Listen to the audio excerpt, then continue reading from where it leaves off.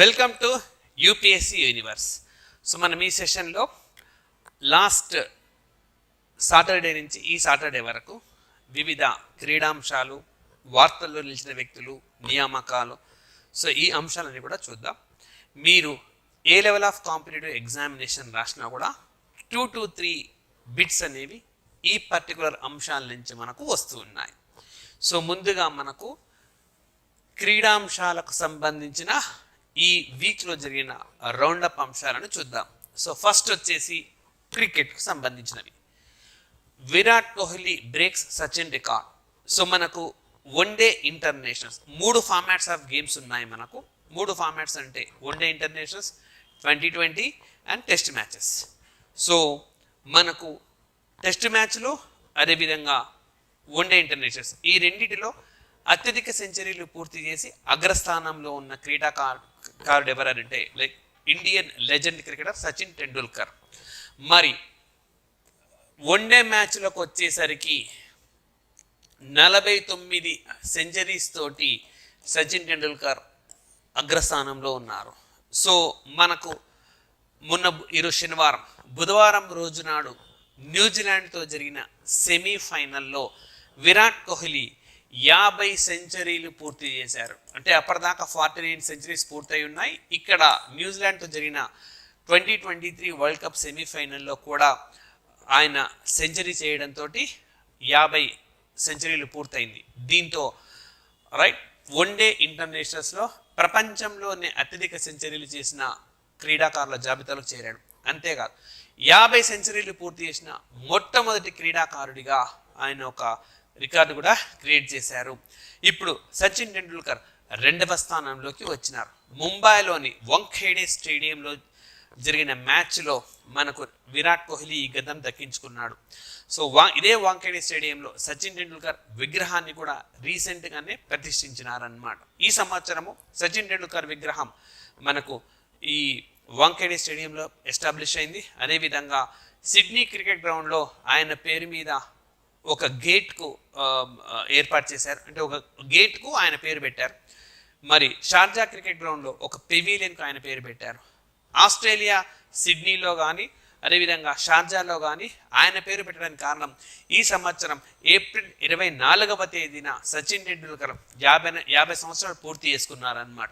ఈ సందర్భంగానే ఆ గొప్ప క్రీడాకారుడి పేరును భావితరాలకు తెలియజేయాలనే ఉద్దేశంతో ఈ నిర్ణయం తీసుకున్నారన్నమాట. సో ఈ విధంగా మనకు ఈ రికార్డ్ అంశం కేవలం 50 into 100 విరాట్ కోహ్లీ సాధించాడు అని మాత్రమే చూడకుండా సచిన్ టెండూల్కర్ వాంఖేడే స్టేడియంలో వచ్చిన విగ్రహము, సిడ్నీ క్రికెట్ గ్రౌండ్ విషయము, షార్జా, ఈ 3ని కంపల్సరీ గుర్తుపెట్టుకోవాలి.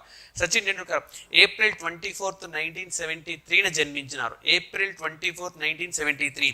సో ఈ డేట్ చెప్పంగానే మనకు 2 అంశాలు గుర్తుకు రావాలి. ఒకటి సచిన్ టెండూల్కర్ జన్మించడం, రెండవది కేశవానంద భారతి కేసులో జడ్జిమెంట్ రావడము. సో కేశవానంద భారతి కేసు భారతదేశంలో ఒక ప్రతిష్టాత్మకమైన కేసుగా భావిస్తారు. ముఖ్యంగా కాంపిటేటివ్ ఎగ్జామినేషన్స్లో ఈ కేసుకు సంబంధించిన క్వశ్చన్స్ వస్తూ ఉంటాయి. సో ఈ కేసు ప్రత్యేకత ఏంటంటే మౌలిక స్వరూపం, రాజ్యాంగపు మౌలిక స్వరూపం, బేసిక్ స్ట్రక్చర్ డాక్ట్రిన్, మౌలిక స్వరూప సిద్ధాంతం అన్నది మొట్టమొదటిసారిగా ఈ కేసులోనే సుప్రీంకోర్టు మనకు ప్రస్తావించింది. రైట్, నెక్స్ట్ మరి ఇదే మ్యాచ్లో షమి 7 వికెట్లు తీసుకున్నారు. సో ఒక మ్యాచ్లో అత్యధికంగా వికెట్లు, వన్డే మ్యాచ్లో అత్యధికంగా వికెట్లు తీసుకున్న క్రీడాకారుడిగా భారత్కు చెందిన స్పీడ్ బౌలర్ షమి ఒక కొత్త రికార్డు కూడా క్రియేట్ చేశారు.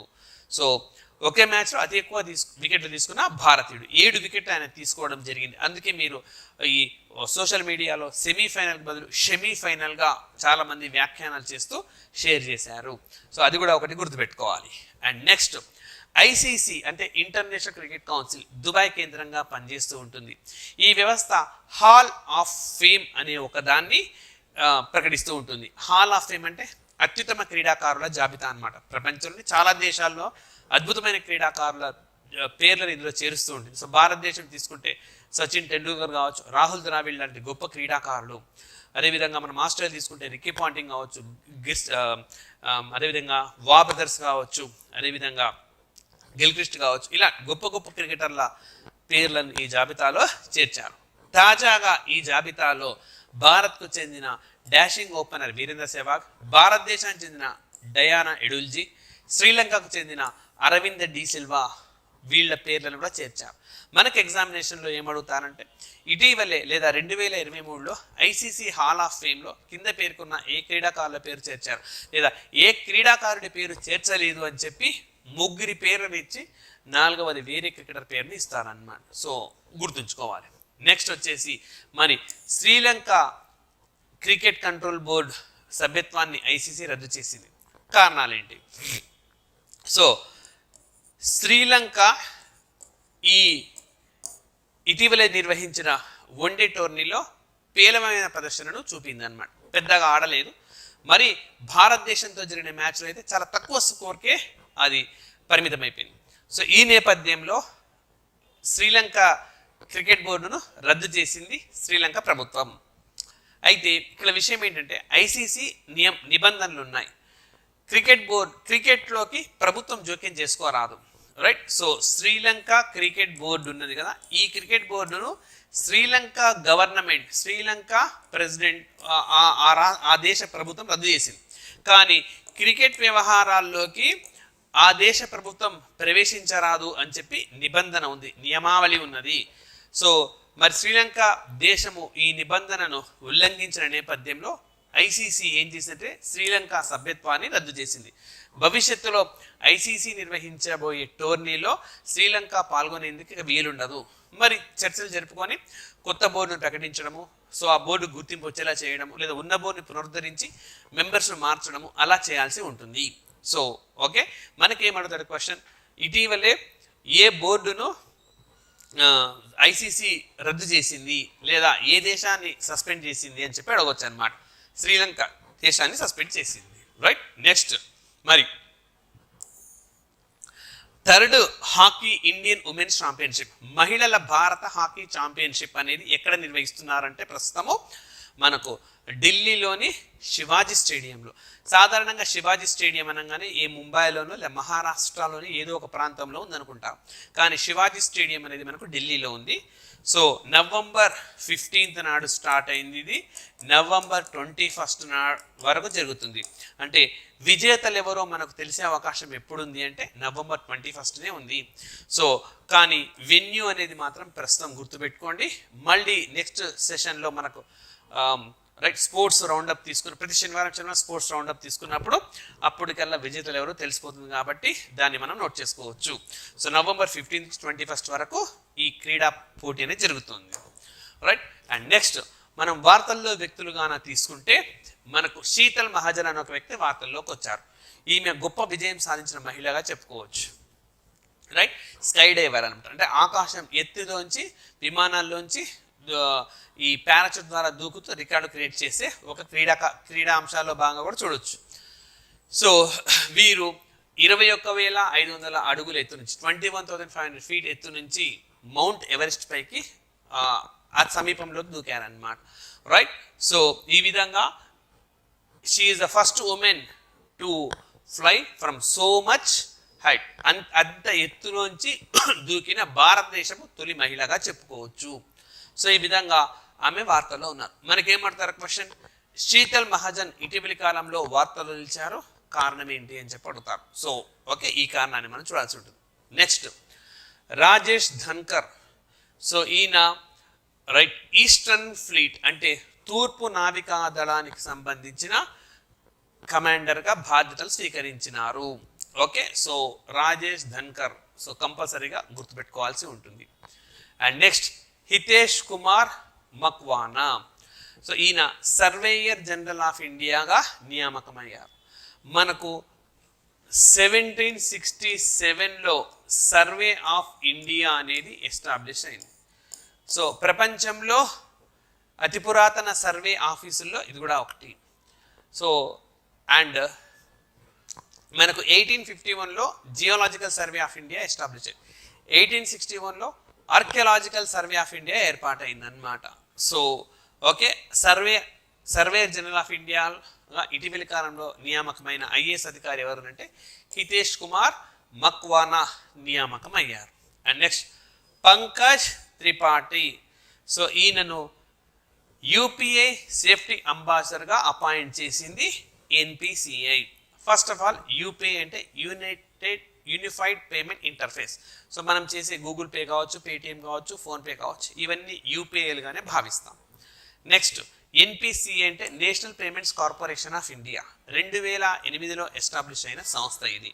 సో మనం రూపే కార్డులు ఇవ్వడం కానీ, ప్రస్తుతం మనం అంతా యూపీఐ చెల్లింపులు చేస్తా ఉన్నాం. వీటన్నిటికీ సంబంధించిన పర్యవేక్షణ చేసే వ్యవస్థగా మనం దీన్ని చెప్పుకోవచ్చు అంటే national payments corporation of India అని చెప్పుకోవచ్చు.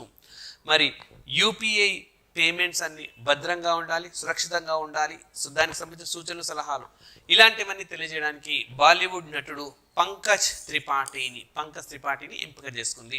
సో మనకు ఇలాంటివి బాగా అడుగుతుంటారు క్వశ్చన్. ఫర్ ఎగ్జాంపుల్ మనకు ప్రస్తుతం ఎన్నికలు జరుగుతున్నాయి దేశవ్యాప్తంగా, 5 రాష్ట్రాల్లో జరుగుతున్నాయి, తెలంగాణతో సహా. తెలుగు రాష్ట్రాల్లో ఒకటైన తెలంగాణకు, అదేవిధంగా ఇంకొక 5 నెలలు అయితే మరొక తెలుగు రాష్ట్రంలోని ఆంధ్రప్రదేశ్ అసెంబ్లీకి, లోక్సభ కూడా ఎన్నికలు రానున్నాయి. ఈ నేపథ్యంలో ప్రతి ఒక్కరు ఓటు వేయాలి. ప్రతి ఒక్కరిని ఓటు వేసేలా చైతన్యం చేయడం కోసం ఎలక్షన్ కమిషన్ సచిన్ టెండూల్కర్ని అంబాసిడర్గా నియమించింది. మరోసారి వార్తల్లోకి వచ్చిన సచిన్ టెండూల్కర్, ఆయన రికార్డు బ్రేక్ చేసింది విరాట్ కోహ్లీ. ఆయన విగ్రహం వాంఖేడే స్టేడియంలో వచ్చింది. సిడ్నీలో గేటుకు పేరు పెట్టారు.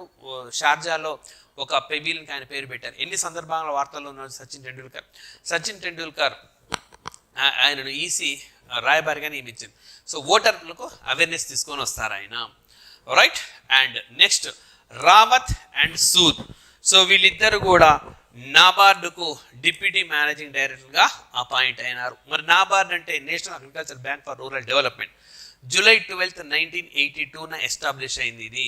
జూలై 12, 1982. అదేవిధంగా ఇది ఏ పంచవర్ష ప్రణాళిక కాలంలో ఏర్పాటైంది అంటే 6th 5-year ప్లానింగ్. ఓకే, 6వ పంచవర్ష ప్రణాళిక కాలంలో ఇది ఏర్పాటు అయింది. అదేవిధంగా మనకు ఈ నాబార్డ్ అనేది ఏ కమిటీ సూచన మేరకు ఏర్పాటైంది అంటే Sivaraman committee. Okay, Sivaraman committee సూచన మేరకు ఏర్పాటు అయ్యింది. శివరామన్ కమిటీ సూచన మేరకు. మరి ఓకే, ఈ అంశాలు స్టాక్ జీకేలో భాగంగా చాలా సందర్భాలు అడిగినాయి. ఈ మధ్య కాలంలో మన తెలుగు రాష్ట్రాల్లో which of the following is true అని చెప్పి ఏదైనా బ్యాంక్ కానీ ఏదైనా వ్యవస్థ కానీ వార్తల్లో ఉన్నప్పుడు దానికి సంబంధించిన స్టాక్ అంశాన్ని అడుగుతున్నాడు. కాబట్టి యూపీఎస్సీ యూనివర్స్ మీకు ఆ తరహా కంటెంట్ని ప్రతిరోజు అందిస్తూ ఉంటుంది. ఒక రోజు అందించే అంశం ఆ వారం నుంచి ఆ వారం వరకు ముఖ్యంగా ఉండేవన్నీ కూడా టేకప్ చేసి మీకు ఒక దగ్గరికి తీసుకొని వచ్చి అందిస్తుంది. సో మీరు ఏ కాంపిటేటివ్ ఎగ్జామినేషన్ రాసినా మ్యాక్సిమం స్కోర్ చేసేందుకు ఈ క్లాసెస్ ఉపయోగపడతాయి. కాబట్టి ఇక్కడ మేము చేసే రిక్వెస్ట్ ఒకటే, ఈ వీడియోని లైక్ చేయండి, అదర్ ఆస్పిరెంట్స్కి షేర్ చేయండి. అండ్ నెక్స్ట్ వచ్చేసి మనకు national institute of disaster management. So జాతీయ విపత్తు నిర్వహణ వ్యవస్థ ఇది. మరి దీనికి సెంటర్ ఆఫ్ ఎక్సలెన్స్ అవార్డు అనేది దక్కింది. ఎవరిచ్చారంటే landslide conference. Landslide అంటే మనకు కొండ చర్యలు విరిగిపడడం. సో ఈ కొండ చర్యలు విరిగిపడడం అనేది కూడా ఒక విపత్తే. ఈ విపత్తును ఎదుర్కొనేందుకు ఏ దేశాలు సన్నద్ధంగా ఉన్నాయి, మెరుగైన సన్నద్ధత ఏ దేశానికి ఉంది అన్న అంశం ప్రాతిపదికన భారత్కు చెందిన ఎన్ఐడిఎంకు అవార్డు దక్కింది. సో 2023-26లో మనకు అసలు ఇలాంటి విపత్తులు జరగరాదు, ఒకవేళ జరిగినా కూడా భారత్ ఎదుర్కొనే పరిస్థితుల్లో సమర్థంగా ఇది చర్యలు తీసుకుంది అని చెప్పి ఈ అవార్డును ల్యాండ్ స్లైడ్ కాన్ఫరెన్స్ భారత్కు అందించింది, ఎన్ఐడిఎంకు అందించింది అని చెప్పాలి. భారత్ కంటే కూడా 2005లో మనకు విపత్తు నిర్వహణ చట్టం ఆధారంగా దీన్ని ఏర్పాటు చేశారు. And next Salman Rushdie. So the సెటానిక్ versus mid night children లాంటి ఎన్నో బుక్స్ రాసిన గొప్ప రచయిత సల్మాన్ రష్దీ. ఈయన మనకు నోబెల్ సాహిత్య బహుమతి కూడా పొందినారు. మరి తాజాగా ఆయన lifetime disturbing the peace award అనేది వక్లవ్ హవెల్ సెంటర్. వక్లవ్ హవెల్ అనేది ఒక వ్యక్తి, ఆయన రచయిత, అదేవిధంగా సామాజిక కార్యకర్త. సో ఆయన పేరు మీదుగా ఏర్పాటు చేసిన అవార్డును సల్మాన్ రష్దీ గెలుచుకున్నారు. రచయితల విభాగంలో ఆయన గెలుచుకుంటే సామాజిక సేవ చేయడం ద్వారా అబ్దెల్ ఫతా అనే వ్యక్తి ఈ అవార్డును దక్కించుకున్నారన్నమాట. Right. And next Suresh Wadkar. ఈయన లతా మంగేష్కర్ అవార్డును పొందినారు. సో మహారాష్ట్ర ప్రభుత్వం ఏర్పాటు చేసిన అవార్డు ఇది. లతా మంగేష్కర్ ప్రముఖ గాయని, భారతరత్న అవార్డును కూడా పొందినారు. సో లాస్ట్ ఇయర్ చనిపోయినారు. సో వారి పేరు మీద మహారాష్ట్ర ప్రభుత్వం ఒక అవార్డును ఏర్పాటు చేసింది. ఆ అవార్డును ఈ సంవత్సరం ఎవరికి వచ్చింది అని అంటే సురేష్ వాడ్కర్కు వచ్చింది. Next Serena Williams. సో ఈమె టెన్నిస్ క్రీడాకారిణి, ఎన్నో విజయాలు సాధించినారు, గ్రాండ్ స్లామ్స్ ఎన్నో సాధించినారు తమ కెరియర్లో. And council of fashion designers of America. So అమెరికాలో ఫ్యాషన్ డిజైన్కి సంబంధించిన ఒక మండలి ఇది. వీళ్ళు ఫ్యాషన్ ఐకాన్ అవార్డును ఈమెకి ఇచ్చినారు. ఈ ప్రత్యేకత ఏంటంటే ఈ అవార్డును గెలుచుకున్న తొలి అథ్లెట్ అన్నమాట. సో టెన్నిస్ ఆట ఆడతారు అంటే అథ్లెటిక్సే కదా, క్రీడాకారిణి. సో ఈ అవార్డుని గెలుచుకున్న మొట్టమొదటి అథ్లెట్గా, మొట్టమొదటి క్రీడాకారిణిగా వారు ఒక కొత్త రికార్డు క్రియేట్ చేశారు. Right. And next obituary. Obituary అని అంటే మనకు మృతి చెందిన ప్రముఖులు. So Chandramohan, right. So Tollywood నటుడిన, ఎన్నో తెలుగు సినిమాలు నటించారు, 900కు పైగా సినిమాలు నటించినారు. సో మొట్టమొదటి చిత్రం రంగుల రాట్నం. సో ఈ చిత్రం ద్వారా, మొదటి చిత్రం ద్వారానే అవార్డును పొందినారు. ఓకే. సో ఈ విధంగా ఫిలింఫేర్ అవార్డును కూడా పొందిన వారిన. చందమామ అనే సినిమా కూడా అవార్డును పొందినారు. అండ్ అతను ఒక్కడనే సినిమా ద్వారా సహాయ నటుడి అవార్డును కూడా పొందినారు, నంది అవార్డ్స్ అవి. ఫిలింఫేర్ అవార్డు కూడా దక్కించుకున్నారు ఈయన. సో ఈ విధంగా ఎన్నో పాత్రలు, హీరోగా, క్యారెక్టర్ ఆర్టిస్ట్గా, విలన్గా కూడా నటించి మెప్పించిన చంద్రమోహన్ ఓకే వారు మరణించినారు. సో ఆయన మొదటి చిత్రం రంగుల రాట్నంగా గుర్తుంచుకోవాలి. నెక్స్ట్ సుబ్రత రాయ్. ఈయన సహారా గ్రూప్ వ్యవస్థాపకులు, బీహార్ రాష్ట్రానికి చెందినవారు. ఉత్తరప్రదేశ్ కేంద్రంగా తన వ్యాపార సామ్రాజ్యాన్ని విస్తరించారు. సో భారతదేశంలో 10 లక్షలకు పైగా ఉద్యోగాలను కల్పించిన వారిలో ఈ సంస్థ ఉంది. రైల్వేల తర్వాత అంత ఎక్కువ మందికి ఉద్యోగాలు కల్పించిన సంస్థగా దీనికి పేరుంది. అయితే ఈ సంస్థకు సంబంధించి ఒక బాండ్స్ అమ్మకాలకు సంబంధించి ఒక స్కామ్ కూడా వెలుపలికి వచ్చింది. సో ఆ కేసు నేపథ్యంలో కొంతకాలం పాటు జైల్లో కూడా గడిపినారు. సో అనారోగ్యం కారణం రీత్యా వారు మరణించినారు. సో సహారా ఇండియన్ పరివార్ అనే పేరుతో పెద్ద ఎత్తున ఓకే ఈ ఉద్యోగులకు ప్రయోజనాలు కూడా కల్పించినారనమాట. సో సుబ్రత రాయ్ ఆయన మరణించినారు. అదేవిధంగా పిఆర్ఎస్ ఒబెరాయ్. సో ఒబెరాయ్ అనే గ్రూప్ ఆఫ్ హోటల్స్ వ్యవస్థాపకులు. సో భారతదేశ ఆతిథ్య రంగాన్ని ఒక మెట్టు ఎక్కించిన వారు. సో టూరిజం సెక్టార్గా చెప్పుకోవచ్చు. సో ఈ సెక్టార్ని, ఆతిథ్య రంగాన్ని సో ఉన్నత స్థితిలోకి తీసుకెళ్లారు వీరు. సో వీరు కూడా ఇటీవలే మరణించినారు. సో ఈ వారంలో మనకు వార్తలు నిలిచిన వ్యక్తులు, క్రీడాంశాలను చూసాం. నెక్స్ట్ మనం నెక్స్ట్ సెషన్లో మరొక వీక్లీ రౌండప్ కరెంట్ అఫైర్స్ కలుద్దాం. So thank you very much.